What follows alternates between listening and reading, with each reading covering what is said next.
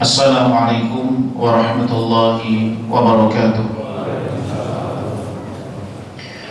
Alhamdulillah, alladzi hadana li hadza wa ma kunna linahtadiya laula an hadana Allah.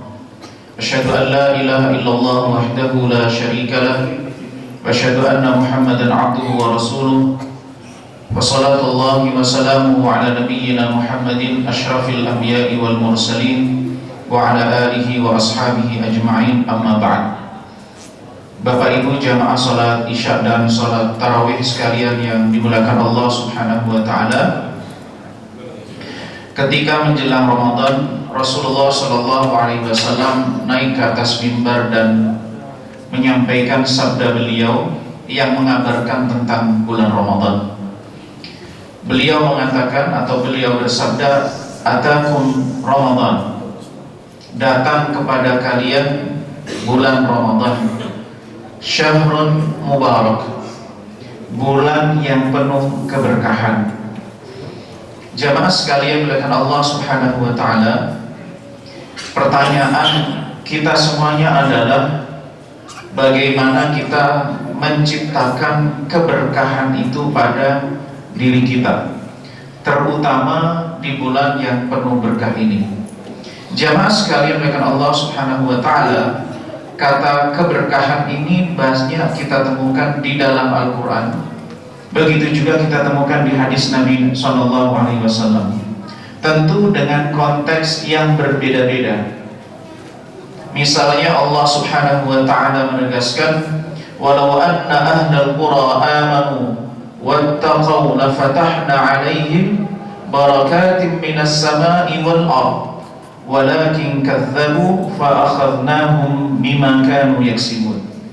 Seandainya penduduk, walau anna ahlal qura, penduduk satu wilayah itu beriman dan bertakwa, la fatahna alaihim, niscaya kami bukakan bagi mereka barakat, keberkahan atau kebaikan, minas sama'i wal ardh, dari langit dan bumi.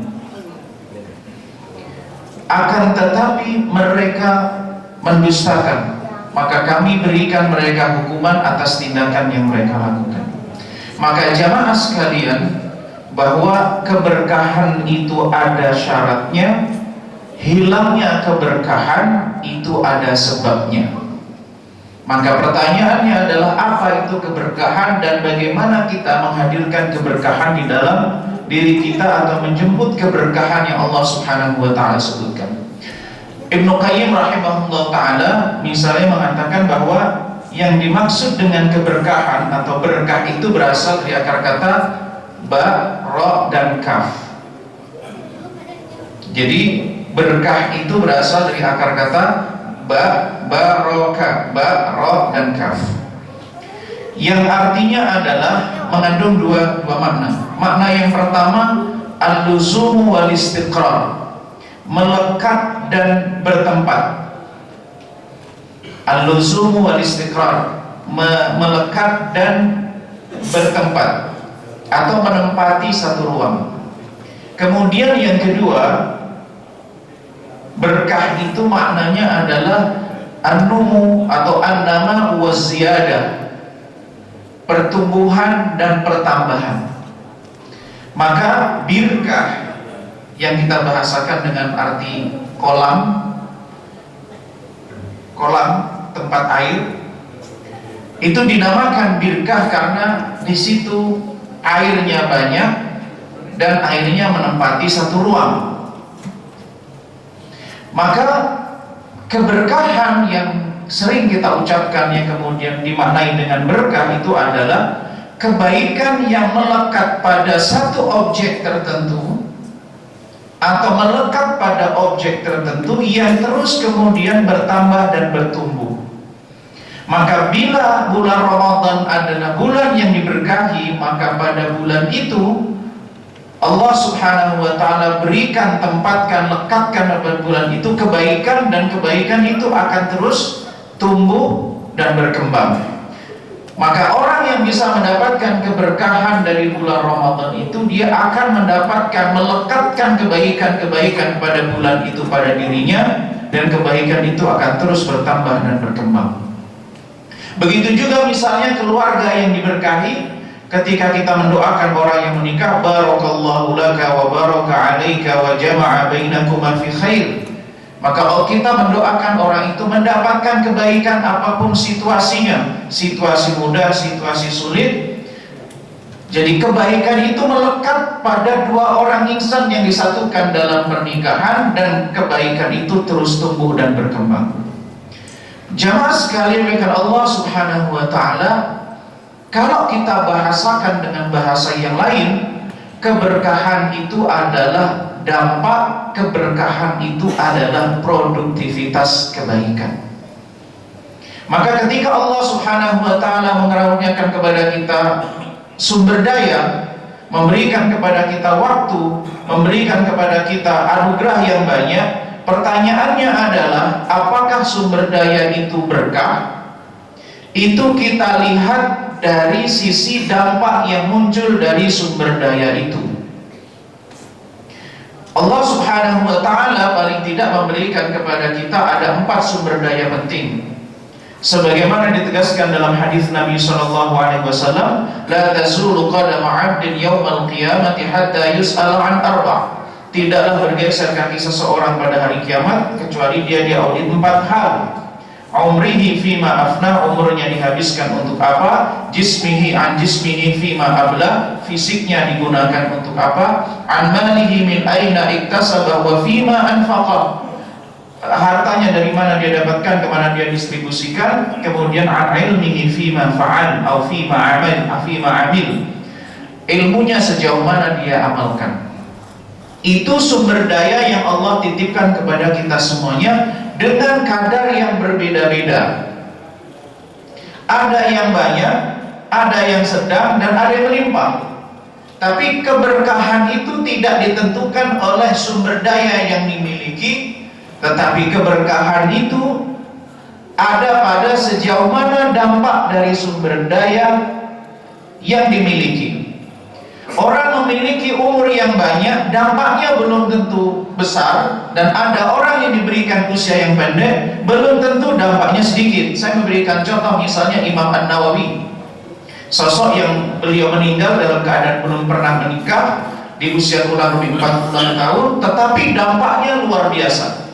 Misalnya salah satu karyanya yang kita kenal dengan Arba'in An-Nawawi, kumpulan 40 hadis, yang itu dibaca hampir semua masjid yang ada di dunia Islam ini. Yang kemudian ketika orang belajar hadis, biasanya yang awal matan hadis itu adalah dari kitab Arba'in An-Nawawi. Padahal apakah ada orang yang lebih cerdas dari Imam Nawawi? Banyak. Apakah ada orang yang kapasitas kemampuan hadisnya, ilmu pengetahuannya lebih hebat dari Imam Nawawi? Banyak. Tapi persoalan keberkahan itu berbeda. Maka jemaah sekalian, kadang-kadang keberkahan ini juga jadikan kambing hitam. Ketika orang mendapatkan kegagalan atau orang itu memiliki kelemahan, kelemahan itu menjadikan keberkahan sebagai kambing hitam. Tidak apa-apa yang dapat sedikit, yang penting berkah. Tidak apa-apa kita tidak menang, yang penting berkah. Padahal keberkahan itu adalah sejauh mana efektivitas seseorang memberdayakan sumber daya yang dimiliki. Jadi bukan minimal dampak. Jadi kalau misalnya bulan Ramadan adalah bulan yang penuh berkah, maka sejauh mana kita memberdayakan kesempatan ini, maka sejauh itulah keberkahan yang dihasilkan. Sama-sama memiliki waktu 24 jam, sama-sama orang makan nasi, menahan diri berpuasa dari semenjak terbitnya fajar sampai tenggelamnya matahari, tetapi antara satu orang dengan orang yang lain dampaknya berbeda. Dan dampak itulah yang muncul, itulah yang kita namakan dengan keberkahan. Atau kalau saya berikan contoh, misalnya seorang Kopassus dengan sangkurnya dia bisa mempertahankan diri dan bisa survive. Tapi ada kalanya orang yang memiliki pedang yang tajam, senjata yang hebat, tapi digunakan hanya untuk mengiris bawang. Saya berikan sampel yang sederhana tentang keberkahan. Atau orang yang memiliki gadget, ada gadget harga mahal dengan fitur-fitur yang sangat lengkap, tetapi hanya menggunakan fitur minimal.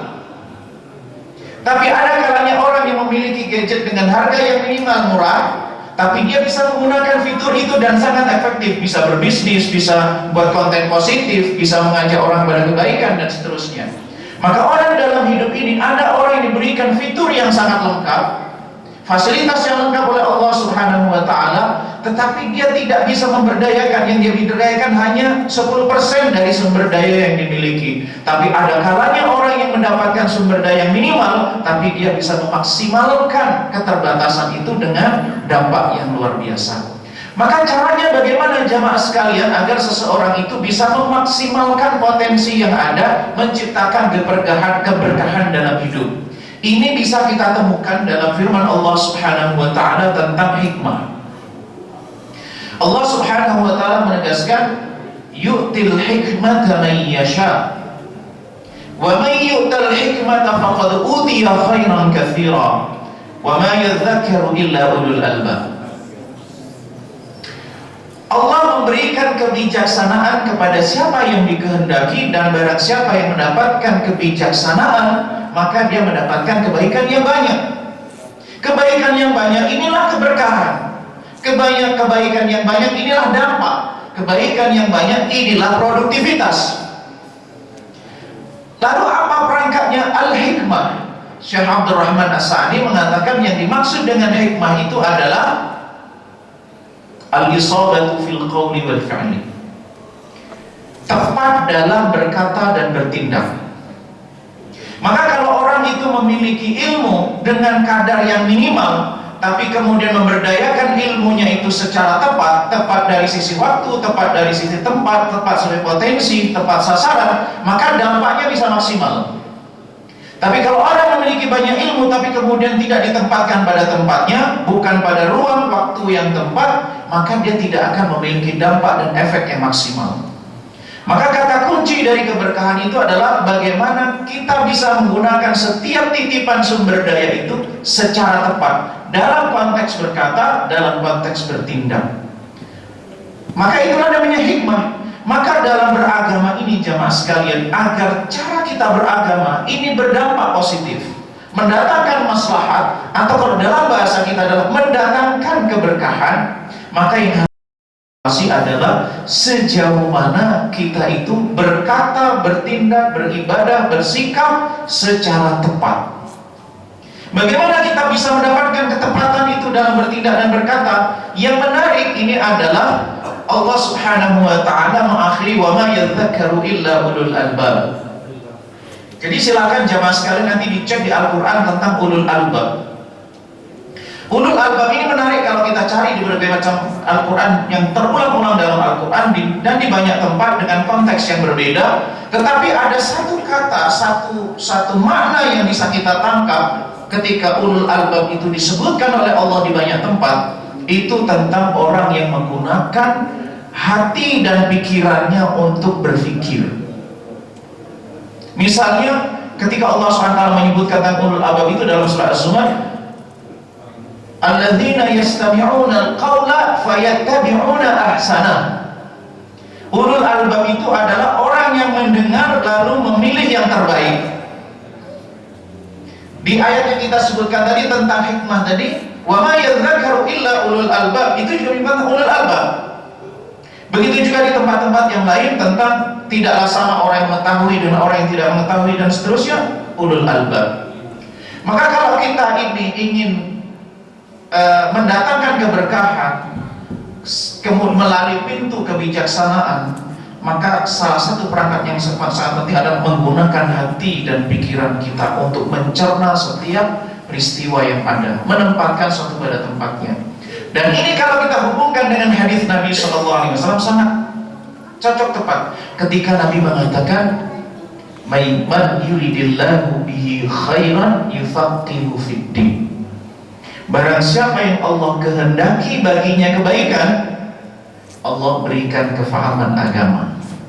Dan di antara manfaat kita itu memahami agama adalah menempatkan sesuatu pada tempatnya, memprioritaskan yang wajib daripada yang sunnah daripada yang mubah, menempatkan yang fardu ain daripada yang fardu kifayah dan sunnah, memprioritaskan maslahatnya yang lebih besar daripada maslahatnya yang lebih kecil, memprioritaskan ibadah yang waktunya lebih sempit dan terbatas daripada ibadah yang waktunya lebih luas.